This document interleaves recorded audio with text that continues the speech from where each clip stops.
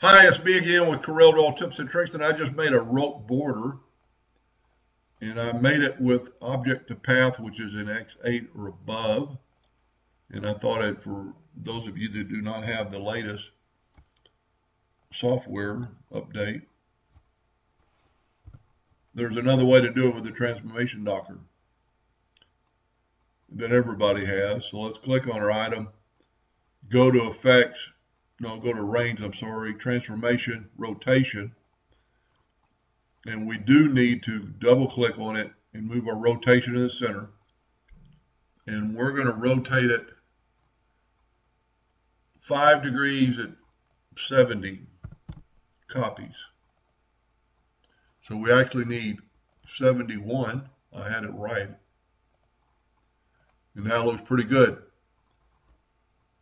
Now my circle must not be in the center, or my rotation was not in the center.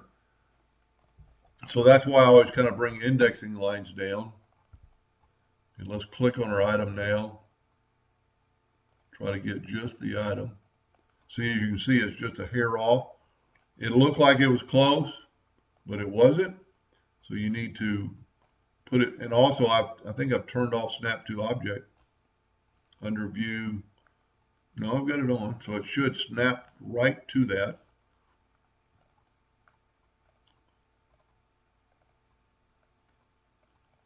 And that's the circle. We're good to go. Now we're going to hit apply, and we've got our rope border just like before. And if you didn't watch part 1, how to, well, I'll do it real quick because I'm actually going to show you how, or try to show you how I drew that item. Make it just a little bit bigger. Control D and make a duplicate of that circle. Bring it in. It doesn't matter what you do because you can hit P and put it in the center of the page. That's why I like drawing the center of the page.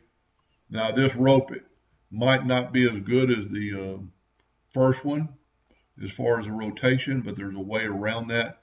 And then go to your Smart Fill tool and fill that in, and you've kind of got a rope border. Now how I drew that, let's just back up a little bit. There's a number of ways you could draw that, and I'm not a perfect artist type drawer, but I just imagined a rectangle, and we're not going to have it at that angle right now. Tell you what, we will. Let's put this to 0. Well, I had the rotation way down here, if you remember. So it rotated it from there. So for right now, we just won't do that. Let's rotate this one, kind of in the shape of that. Now the two corners are rounded, and that doesn't really matter, but we can go ahead and round the corners while it's still a rectangle, kind of get that rounding effect. And then I would select it and convert it to a curve. Now I'm going to take my shape tool, and I'm going to select these 4 nodes, and I'm going to add to them. It's going to put a lot of that on the corner, but I don't really care. We can get rid of those or leave them. It doesn't really affect us. We can get rid of a lot of these, and then just take one of the nodes and just bring it in. And let's also do this. Let's select everything and right click and convert them to curves. That way we'll get a little bit of a curve, and hopefully you can do yours a little bit better than I did mine. Make it look more like a rope. You would maybe want some points. Doesn't have to be perfect because it is a rope, and you can just kind of play around with that. Make them, take the outer ones and make them a little longer. Let's get rid of some of these nodes. There's a double node, don't really need it. I would actually make this a little longer, and you could play around with this and kind of skirt it around. Let's get rid of that node and maybe move this node up. Get rid of this node, maybe move that node in, and actually kind of, I had both of them selected. Just grab the center of that. Whoop. Let's right click, make sure these are curves, and they're not. So now it should curve in a little bit. And a lot of times if you have that, it's because you've got snap to object going. So let's just turn it off for a second. Now you can more freely move this node. Let's delete that one and just see what we get. That doesn't look half bad.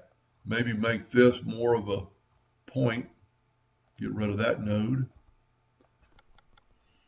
So that would actually work. It's a little bit bigger than the first one. Well, let's just put it to the top. Control, or we don't have to control D, we're using the rotation, and move our rotation to the center. Now go back again to snap to object. And there it is. And now we're going to rotate it, and voila. Now mine's a little bit smaller in dimension, so we could go 73, get them a little closer together. Well, it didn't do that. It just put one on top of each other. So you can change your percentage. Let's just back up here. To do that, in the rotation, let's go forward so our rotation is in the center. Well, let's just move it. Whoop.